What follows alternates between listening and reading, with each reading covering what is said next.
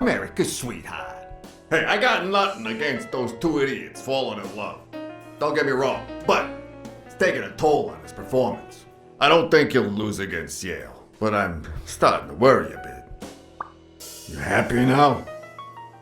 Sure thing. Although, there is something else. Come on, spit it out. I want to play.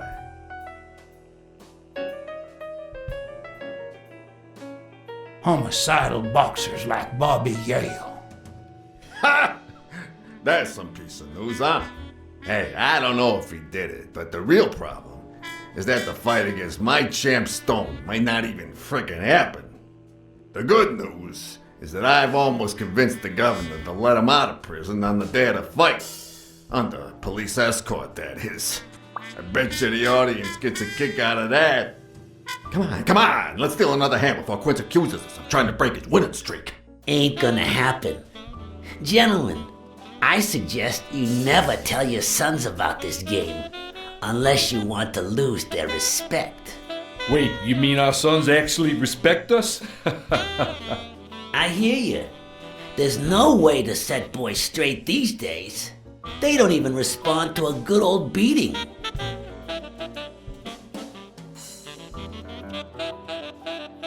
I dare say Texan boys do respond to a good beating. Hey, careful, Quince. You're talking to a pro. So, Kenny told me you had quite a house full. How many kids you got in that house full of yours?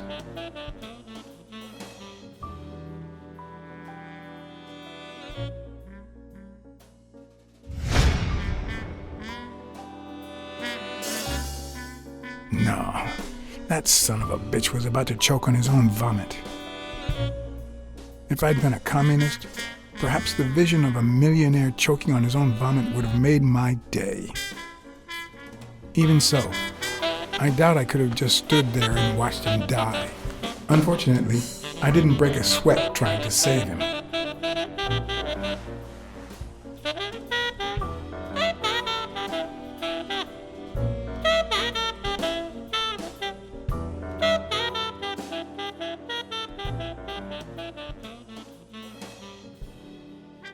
How many kids you got in that house full of yours?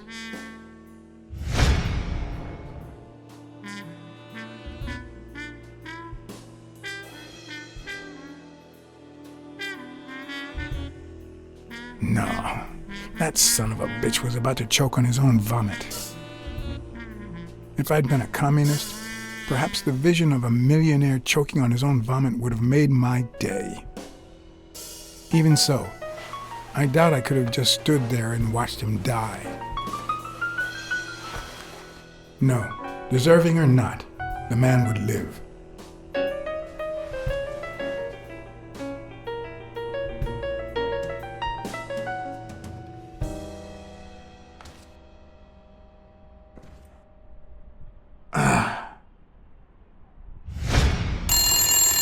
Six, well, that's something. I don't know how you deal with all of them. All boys? Does it have to be now? Oh, never let Quince near one of your daughters.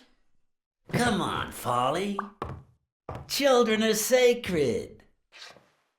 I won't lay a Cassidy. finger on them until they're 12. After that, well, let's just say some men have needs that can only be met by a young girl that age, if you know what I mean. Are you all right, Farnham?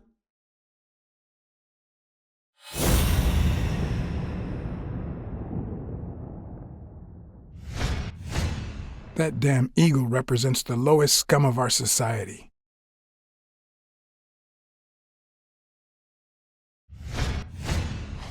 There goes your winning streak, you sick bastard.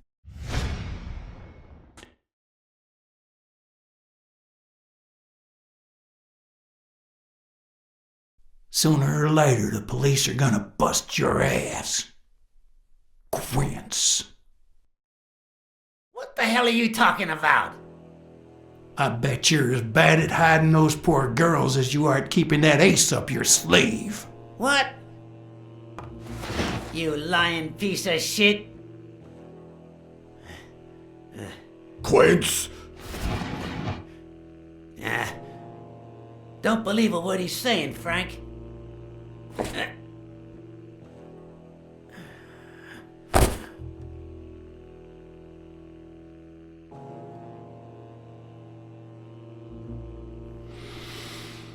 Don't you dare call me Frank.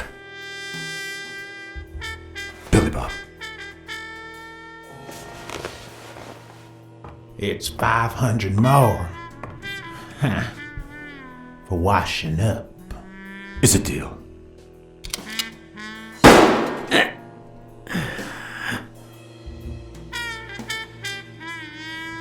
And good call, Farnham. I owe you one. Please, take that flying scumbag's tokens. And mine too, if you want them. I'm feeling generous. Hey, turns out the governor accepted my suggestion to let Bobby Yell out of prison on the day of the fight. Hey, this is turning out to be the perfect night. If you decide to go ahead with your new venture, call me, Farnham. Your behavior at last night's game was utterly insulting. Never contact me again, or I'll put an end to your pathetic life. If our common acquaintance should ask you about your business endeavors, tell him that boxing is too violent for you. Signed, Frank Cassidy.